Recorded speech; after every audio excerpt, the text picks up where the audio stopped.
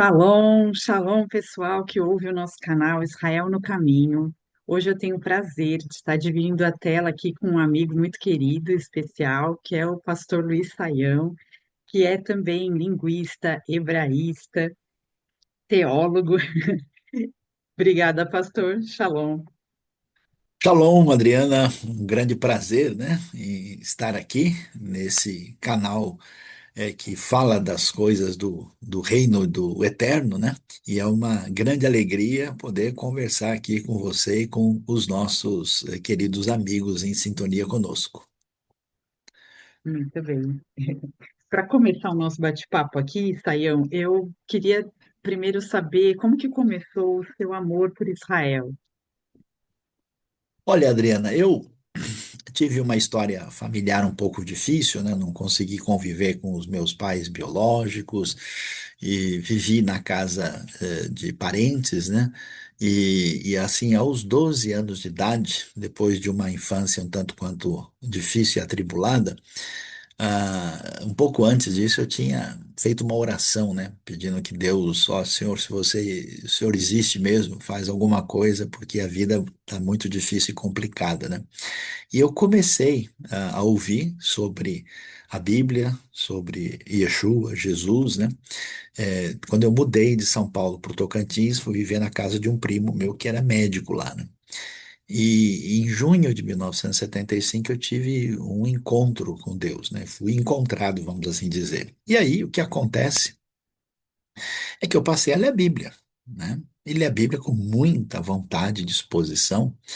E se a gente lê a Bíblia com atenção, é muito difícil a gente não enxergar Israel lá, né? Então, a história bíblica lá atrás, desde Abraham, né, de Abraão, o plano da redenção, tudo que acontece, eu lia com muita disposição mesmo, né? E depois, chegando no Novo Testamento, Brit Hadashah, né, para quem lê e percebe, tudo que está ali tem a ver com o ambiente judaico da terra de Israel. E aos 13 anos eu já tinha tomado uma decisão, pela bênção de Deus, de entregar minha vida a Deus, né? Então eu retornei a São Paulo e fui estudar na Universidade de São Paulo. E até então eu não tinha muita noção das coisas. Eu falava, tanto faz estudar hebraico como estudar grego, eu preciso aprender, né? E claro, a gente vivendo no mundo que a gente vive, eu também fui, digamos assim, de alguma maneira afetado pelo discurso antissemita, né? Então, a gente ouvia coisa, não, os judeus dominam o mundo, tudo que acontece de ruim, você vai ver, tem uma mão de um judeu lá atrás, né? Porque a verdade é isso e aquilo. E eu ouvi essas coisas, né? E cheguei até a ficar, nossa, será que esse negócio tem algum fundamento, né? E que história é essa? E com o tempo a gente começou a perceber toda uma atitude, né? Cada vez mais de rejeição, assim, do tipo, olha, se o japonês prospera, se o alemão prospera, se o americano prospera, é porque eles foram inteligentes. Se o judeu se deu bem, alguma coisa errada ele fez, né? E então, o que que aconteceu? Eu não sabia, e eu fui, uma coisa foi meio por acaso, né? Eu fui para USP, eu comecei estudando linguística. E aí eu tinha que escolher uma matéria optativa. E aí alguém me falou, olha, o bom é você escolher o grego. Eu fui tentar escolher o grego, não dava por causa do horário. E aí eu falei, bom, se não dá o grego, deixa eu ver o hebraico. Falei, o hebraico dá. Aí eu entrei no hebraico. Antes de 18 anos eu comecei a estudar. A coisa muito impressionante que aconteceu comigo foi que parece que o hebraico sempre morou dentro de mim. Um negócio maluco isso. Eu comecei a estudar a língua e comecei nossa, me sentir estranhamente em casa com uma coisa tão diferente, né? Eu comecei a aprender fácil e comecei a me. E então eu me aprofundei. E aí, em vez de fazer o curso só optativo, eu prestei outro vestibular para entrar oficialmente no hebraico. Eu falei, bom, Que então eu preciso bacana. estudar língua, cultura, história, tudo. E aí eu fui me aprofundando. Daí que vem esse nome estranho que muita gente tem. O que que é um hebraísta, né? Então é alguém que foi atrás da língua, da cultura, da história, né? Então, assim, eu não estudei só o hebraico da Bíblia. Eu, vamos dizer, entrei em todo o desdobramento, né? Do que envolve a história e a vida do povo judeu. E então, isso foi, vamos dizer, uma fase de crescimento, de aprendizado, de proximidade. E aí eu vou dizer, para terminar esse momento assim, que eu tive várias possibilidades de convites para ir para Israel, mas você sabe que eu não queria ir? Porque eu pensava assim, eu sei que Israel é pequenininho, eu sei que é o bichinho de Jacó, né? Eu sei que as ruínas de Roma, Grécia e Egito são muito maiores e grandiosas. Eu vou lá em Israel ver umas coisas tudo desse tamanhozinho, né? Eu vou me decepcionar com o aspecto minúsculo do que a gente vai encontrar lá. E falando bem francamente, eu falava: tem tanta gente doida que vai para Israel para pegar água do Jordão, a pedra de Davi, umas coisas meio estranhas assim que eu não curtia muito, né? Eu falei: acho que se eu for para lá eu vou me decepcionar. Eu queria ficar com o Israel romântico da minha cabeça. Mas as circunstâncias foram tais que eu fui. E, na verdade, a primeira vez foi somente há 16 anos atrás, né? Aí eu cheguei em Israel, aí o negócio aconteceu, né? Dizem alguns, né, que às vezes, quando você chega lá no seu nefesh, você é atingido pelo esh, né? Tem uma centelha que atinge a alma. E eu tive uma experiência espiritual tão profunda que eu não estava preparado para ter. Eu achava assim, eu vou lá como professor, acadêmico, estudioso, falar da arqueologia, da história, eu fui assim com toda essa panca, assim, arrogante, né? De quem pensa que sabe alguma coisa. E especialmente no Mar da Galileia, nossa, em 2009, eu estava no quarto, assim, à noite, sabe, vendo o Kinneret ali e a lua cheia batendo à noite. Tava no quarto 109. Aí Deus me abençoou de uma maneira, mas eu chorei tanto. Nossa, uma experiência tão profunda. E aí, todas as coisas que eu visitava, eu nunca conseguia vê-las somente pelos olhos da academia, né? Aí eu fui assim meio, então, e aí nasceu uma coisa muito mais forte, impactante, né? E eu diria assim que acho que próprio poder de Deus, assim, a graça de Deus me conduziu, né, de uma maneira que a gente pôde estar mais próximo, entender o cenário e visitar de perto os lugares onde o Eterno trabalhou, né, e onde Yeshua andou, né, trazendo aí a palavra de Deus. Então é mais ou menos assim que a coisa aconteceu. Uau! Eu, eu sou inocente, eu não fiz muita coisa em favor, não. Foi a Deus que abençoou. Amém, que bênção, pastor. Que também a primeira vez que eu fui para Israel, eu não conhecia Yeshua, então foi impactante, lógico, me senti em casa como judia, mas depois, quando eu voltei já crendo em Yeshua, no Mashiach, foi outra coisa, né? Realmente abre aquela coisa e, assim, sempre aquele sentimento de me sinto em casa aqui, né? Como Israel traz isso para nós, né? Que Muito, somos muito. esse povo de Deus, né? É muito uma bênção. E falando nisso, Yeshua, como judeu, né? Ele viveu como judeu, nasceu como judeu, fez todas as festas, tudo.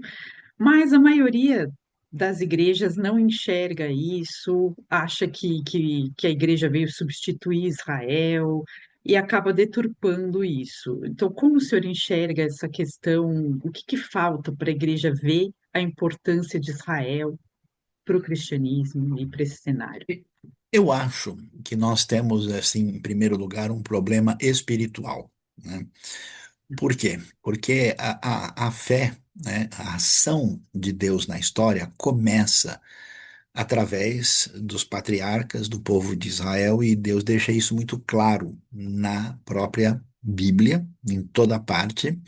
E depois, quando o Mashiach, né, Yeshua, vem, e nós temos o transbordar dessa graça de Deus que vai atingir as nações conforme a profecia, o que acontece, a maior parte dos judeus naquele momento não entendeu isso conforme a profecia, e a coisa, na verdade, aconteceu mais por causa da liderança religiosa de Jerusalém. Quando a gente lê direitinho os evangelhos e Atos, você vê que os seguidores de Yeshua, de Jesus, no começo são todos judeus. A primeira comunidade da fé, ela é exclusivamente judaica, depois que ela vai abrindo para os outros. Mas, especialmente depois do segundo século, com a catástrofe da destruição que o imperador Adriano fez, né, que a mortandade ali foi terrível, começou um processo de afastamento e, vamos assim, e inimizade entre a igreja e a sinagoga. Então, e tem um negócio que eu chamo assim de ciúme de Jerusalém, né? Então, quando a fé cristã primeiro começou a se tornar cada vez mais greco-romana, ela se afastou dessas raízes. E eu até entendo que para você falar do evangelho para os romanos, para os gregos, para os germânicos, para os eslavos, isso sofreria algum tipo de contextualização. E não acho que esses povos têm que se tornar judeus, né? Não é o caso, né? Mas surgiu uma inimizade muito triste, né? De modo que a tradição rabínica cada vez mais se afastou, e Yeshua não era assim no começo, e a cristandade, principalmente nesse ambiente europeu, ela foi se tornando cada vez mais antissemita. Então a gente herdou uma tradição dizendo assim, ó, Israel acabou. Porque Israel falhou, então Deus agora jogou Israel fora e botou no seu lugar a igreja gentílica. O problema dessa ideia é que se fosse verdade que Deus teria abandonado Israel porque Israel falhou, nenhum de nós ficará de pé. Então não tem nenhuma segurança. Esse que é o argumento de Paulo em Romanos 11, né? Por isso que os dons e a vocação de Deus, eles são irrevogáveis, né? E Deus promete uma aliança e um amor por Israel que é leolam, que é para sempre, né? Então, se Deus, entre aspas, falhou com Israel, quem diz que ele não vai falhar com a gente? Porque a igreja não é nem um pouco diferente na sua história de erros, não é melhor do que Israel. E aí surgiu essa teologia substitucionista e o que eu chamo de um antissemitismo religioso latente. Quer dizer que as pessoas têm no imaginário o seguinte: os judeus mataram Jesus. Parece que os Pilatos e os romanos não tiveram participação nenhuma, né? Os judeus foram responsáveis, mas espera aí, os discípulos de Jesus eram judeus. A igreja primitiva era judaica. Você não pode pegar a liderança religiosa de Jerusalém, fariseus da época e saduceus, e colocar isso como a única referência para se definir o povo judeu, né? E a gente sabe, você sabe melhor do que eu, né? Os judeus têm uma diversidade de pessoas, de pensamentos, postura, então é um absurdo você fazer uma generalização assim problemática. Aí a gente foi, vamos dizer, cresceu nessa direção. Jesus aparece cada vez mais como um Tiradentes loiro, né? Tem mais uma cara bem europeia, ele é afastado do seu ambiente semita. Jesus é apresentado como alguém em confronto contra o povo judeu. Jesus fez bar mitzvah, Jesus foi circuncidado, Jesus ia no Beit Hasheni, no templo, né? Jesus, ele respeitou a Torá, né? Ele fazia a leitura da Torá na sinagoga. Quando você lê os textos e entende, Jesus está fazendo a paraxá da semana, na verdade está lendo a Haftará da semana, né? Então, esse é o processo que gerou, e consequentemente, por falta de conhecimento, por falta de estudo, por falta de entendimento do texto bíblico no seu ambiente original, falta, né, uma completa percepção disso. Eu me lembro, eu estava em Cafarnaum, na Galiléia, chegou um indivíduo e falou: Saião, mas qual que era a igreja de Jesus quando ele estava aqui? Aí eu levei um susto, né? Eu falei assim, olha, não sei se você percebeu, Jesus, ele era judeu, então ele estava aqui, nós estamos vendo ali, né, o que é a ruína de uma sinagoga, né? Porque o indivíduo, é mesmo, eu não tinha percebido, né? Um outro Sim. indivíduo chegou para mim, em frente ao Muro das Lamentações, e fez a seguinte observação: Saião, o que que são aqueles turcos balançando a cabeça perto daquela parede lá? Eu falei, calma, aqui não tem nenhum turco, eles são judeus. Ah, judeus? Mas por que judeus? Porque você está em Jerusalém, você está em Israel. Mas o que que é esse muro? Isso é uma sinagoga a céu aberto, que é ruínas dos muros que ficavam em torno da plataforma do templo da época de Jesus. Jesus era judeu, ele ia numa sinagoga. Ah, é muita informação, por isso que eu vou decorar tudo igual você e tal. Ainda me deu uma dura assim, né? Então, quer dizer, quando você olha para um indivíduo comum, que o cara não sabe nem o que que é um árabe, o que que é um judeu, o que que é um turco, o que que é um muçulmano, o que é uma fé judaica rabínica, de fato, o desconhecimento é muito grande, né? E aí que a gente sabe muito bem que esse antissemitismo histórico e religioso, depois ele teve outras ondas, né? Você teve a onda racista, que nasceu na Europa do século XIX e teve o desastre terrível do nazismo, e mais recentemente o antissemitismo geopolítico, né, que tem uma postura de condenar Israel por estar na terra da sua própria herança. Então, todo esse processo, mas como eu disse para você, eu acho que isso é algo espiritual porque houve uma ruptura, uma fratura entre pessoas que deveriam estar numa relação de irmandade, e essa fratura eu estou achando, na minha percepção, que há uma ação do Espírito Santo trazendo de volta essa conexão. Por isso que pela primeira vez muitos cristãos verdadeiros passaram a amar Israel, a serem libertados desse antissemitismo.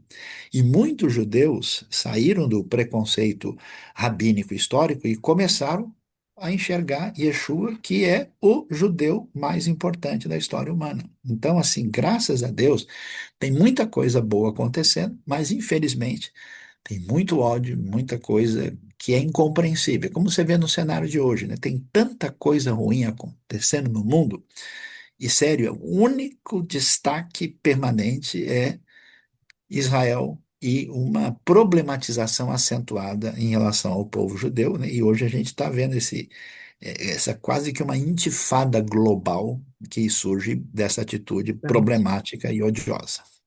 Exato, acho que ao mesmo tempo que cresce esse antissemitismo, também cresce o número de pessoas entendendo a importância de Israel, do povo judeu, e aumenta também o número de judeus que aceitam Yeshua como seu Mashiach, né? Acho que nunca teve tanto como nesses últimos anos, né? Como acho que desde a criação de Israel, né?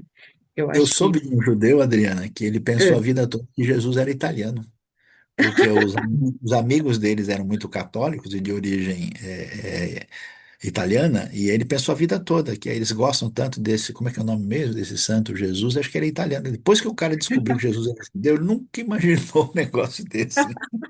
olha só, gente, né? É cada coisa.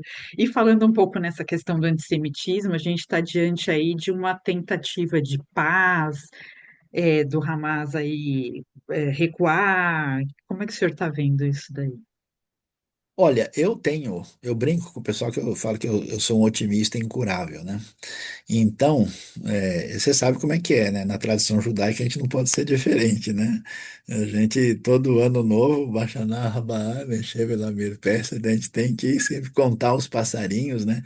Sim, Você vai ver quanta coisa boa vai acontecer no ano que vai nascer, né? Então, o que que acontece? Na verdade, o contexto, o ambiente ali é muito favorável. Quando a gente pensa, por exemplo, nos acordos de Abraão, primeiro que Israel já estava numa relação pacífica e amistosa com a Jordânia e o Egito, né? E também com relações normais com a Turquia, que também é um país majoritariamente islâmico e sempre difícil nessa conversa, né? Aí quando vem os acordos de Abraão em 2020, aí você tem Bahrein, Emirados Árabes Unidos, né? Entra também o Marrocos, entra o Sudão, e a coisa estava ampliando, e logo a conversa ia para o lado da Arábia Saudita, né? E depois, com a mudança do governo na Síria, até a Síria está cogitada nessa proximidade, né? Então, o problema do regime dos ayatolás, que é o grande problema sério no Oriente Médio, ali no Irã, eles estavam articulando tudo isso há muito tempo, né? Então, o pessoal talvez não entende que a dita causa palestina ela foi sequestrada. Não está se pensando no bem, ou na melhoria da vida dos palestinos.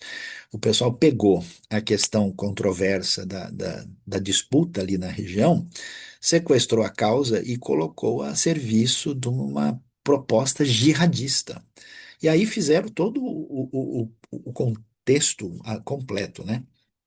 Que foi os ataques que viria do Irã, junto com o que foi feito, né, pelo terrorismo de Gaza, com o Hezbollah ao norte e também os Houthis do Iêmen. A ideia era todo mundo atacar de uma vez, e como é de se esperar. pegaram o momento de feriados judaicos e partiram para um tudo ou nada, vamos dizer. E para mim está claro que o que levou, do ponto de vista geopolítico, isso foi o desespero que deu os acordos de Abraão, porque se você ia ter uma rota, que seria uma nova rota da seda, né? Que ligaria a Índia, os Emirados, passando pela Arábia Saudita, Jordânia, Israel, indo até a Europa e a Grécia. Então o negócio foi terrível. Mas o que, que o pessoal fez? Eles articularam muito, botaram tudo em nome da dita causa palestina, que tem lá a sua razão de ser e que merece ser discutida e caminhar para a paz, e, vamos dizer, deram o start na intifada global. E aí virou essa loucura terrível que a gente tem. A gente, claro, nós somos a favor da paz. Ninguém celebra a guerra em Gaza, né? Ninguém acha, olha que legal que Israel bombardeou tal cidade. Tudo isso é triste, é lamentável. Nós, falando em Yeshua, ele é o príncipe da paz, né? Então, a minha esperança, Adriana, é que eu fiquei muito feliz e surpreso, né? Por exemplo, Catar e Turquia concordaram com o plano, né? E porque eu acho que o que acontece em Gaza é gerenciado de fora, né? E aí, então, com todo mundo, toda a Europa, os principais países árabes apoiando, e com a liderança americana, e o Hamas retrocedendo, né, a gente, né, logo esperamos aí os reféns estão de volta em casa, né? Esse pesadelo fica fora, né? E eu me lembro da profecia do Isaías 19, né? Que um dia Israel, Egito e Assíria serão os três abençoados pelo Senhor, né? Quando a gente fala da perspectiva, vamos dizer, hebraica ou judaica, a gente não quer dizer que Deus só quer abençoar Israel. Pelo contrário, Israel tem que lehair et hagoim. A bênção de Israel, ela vai para as nações. Então a gente sabe que Deus também abençoou Ismael. Abraão, apesar do que acontece ali, que é longe do ideal, é claro que a promessa acontece por meio de Isaac, mas o Deus que agiu na vida do povo judeu fez isso com o foco, né, de que essa bênção chegasse a todas as nações, né? E então é muito bonito, né? Não faz tanto tempo eu estava no Japão, né? E encontrei jovens israelenses lá, né? Bem recebidos pelo povo japonês, bem recebidos pelo povo coreano, né? E numa relação muito pacífica, né? E eu acho tão legal porque alguns, assim, eles até estranham, não estão acostumados com antissemitismo, quando chega num lugar onde o pessoal recebe de braços abertos, eu falo, peraí, como assim, né? Sabe que um dia eu estava em Jerusalém e eu levei um grupo de chineses do Brasil, de uma comunidade cristã. A gente foi visitar o Muro das Lamentações e o cara olhou para mim e me viu com o chinês, ele ficou perdido, né? Era até um religioso a caráter, né? Aí ele falou: Quem são? Quem é você? Você é judeu?" Eu falei: "Ó, quase, né? Eu falo hebraico, eu amo Israel, eu estou aqui no contexto, mas você veio da onde?" Eu veio do Brasil. "E esse pessoal que está com você?" "E eles são da China." Eu falei: "Não, eles são do Brasil. Eles são chineses, mas do Brasil." "E você está com eles?" Falei: "Tô." Aí ele começou a ficar perdido, né? "Como assim, chineses do Brasil e você com cara de judeu dizendo que é brasileiro? Que história é essa?" Aí eu falei: "E por que que eles estão aqui?" Ele perguntou. "É porque eles amam Israel e amam o povo judeu porque eles conhecem, né?" Aí ele parou assim, sabe? Tipo, bugou o sistema, ele ficou procurando o wireless, né? Tipo assim, chineses do Brasil que amam Israel e que eles são budistas? Não, eles são seguidores de Jesus. O cara, sabe, não sabia o que Pirou, né? ali. "Ah, Pirou. que bom, bom, obrigado. Beruim Rabaim, Metsuyan, Tov Meod." Aí ficou. Foi muito legal. Que legal, olha só, Ai, ai. que interessante. E eu, assim, estava pensando esses dias, recebi vários vídeos antes de Yom Teruá, dizendo que Yeshua ia voltar agora, dia 23 de setembro, ou 24 de setembro, no Yom Teruá, porque cada evento que Yeshua viveu, a vinda dele foi a morte dele foi no Pêssar, depois a vinda do Rua foi no Shavuot, e assim por diante. E que a segunda vinda dele para levar a sua igreja seria agora em setembro. E assim, tinham vídeos fazendo cálculos das semanas de Daniel. Aí você escuta e você fala, olha, eu acho que tem razão aqui, mas imagina, né? Cada geração. Tem a pessoa que fala, não, Jesus volta amanhã, depois, né? É, como que o senhor enxerga isso daí? Então, Adriana, quando a gente pensa, né, no Yom HaTeruah, aí a gente pensa no que acontece, né, para traduzir para o público gentílico, né, aquilo que é chamado de trombetas, que é o Rosh Hashanah, depois o Yom Kippur, o dia da expiação ou do perdão, né, e finalmente, como é agora Sukkot, Tabernáculos, a gente estudando as festas bíblicas e o seu significado, nós observamos, né, que na primeira vinda de Yeshua, nós temos as primeiras festas, como você mencionou, especialmente Pêssar e Shavuot, que é a Páscoa e o Pentecoste, né? E as outras, as indicações que elas estão relacionadas com a segunda vinda. Até aí tudo bem, porque o significado é muito claro, né? Que você vai ter o início de uma nova era, né? Quando você fala de um sentido mais amplo de um Rosh Hashanah, a gente tem, né, que é o Yom Teruah, e a gente tem a ideia do Yom Kippur no sentido em que o perdão, a expiação vai ser feita a obra plena e completa, né, e finalmente, né, o Eterno habitando conosco com a ideia de Sukkot nos tabernáculos. Só que Yeshua já disse, o dia e a hora ninguém sabe. O que significa o dia e a hora e ninguém sabe no original? Significa que o dia e a hora ninguém sabe. Essa é a grande descoberta. Então parem de ficar fazendo adivinhação. Porque o que nós temos de orientação na palavra divina é que a gente tem que estar com a vida preparada, que a gente deve se aplicar na missão do Malchut Adonai, do Reino de Deus, que a gente deve anunciar, né, a mensagem do Evangelho né, na segunda carta de Pedro, ele vai dizer assim, como essas coisas devem acontecer assim? Que tipo de pessoas vocês devem ser em santo trato e piedade, né? Então, não é para ligar o adivinhômetro, não é para ficar tentando colocar na agenda, né, e botar lá no Google a data, porque não é desse jeito, né? Então, a gente tem uma compreensão, vamos dizer, geral do sentido como isso vai se dar. Agora, se isso vai ser o ano que vem, daqui a 5 anos, daqui a 20 anos, a 50, até porque, no meu entendimento, o evangelho do reino será pregado a todas as nações e depois virá o fim, Mateus 24:14. Nós temos mais de 8.500 línguas no mundo. Lugares como Índia, Indonésia, cada uma tem mais de 1.000 línguas. Até que todos os povos da terra recebam a bênção de Israel, a bênção que foi trazida pela Eleair Targôim, tem muita coisa para acontecer. E mesmo na própria caminhada, né, do povo judeu, na sua relação com a fé, a gente vê, né, que de fato Israel teve uma restauração, vamos dizer, em relação à sua terra, mas ainda temos um caminho de restauração espiritual, né? Ali o Vale dos Ossos Secos de Ezequiel 37, o Ruach HaKodesh ainda está soprando, tem muita coisa para acontecer. Então, quando a gente olha todo esse cenário, isso é mais desafiante ainda para a gente querer colocar as profecias no calendário, né? O pessoal, eu acho que até com uma mentalidade mais ocidental, quer transformar uma palavra que tem proposta ética e proposta, vamos dizer, de compromisso com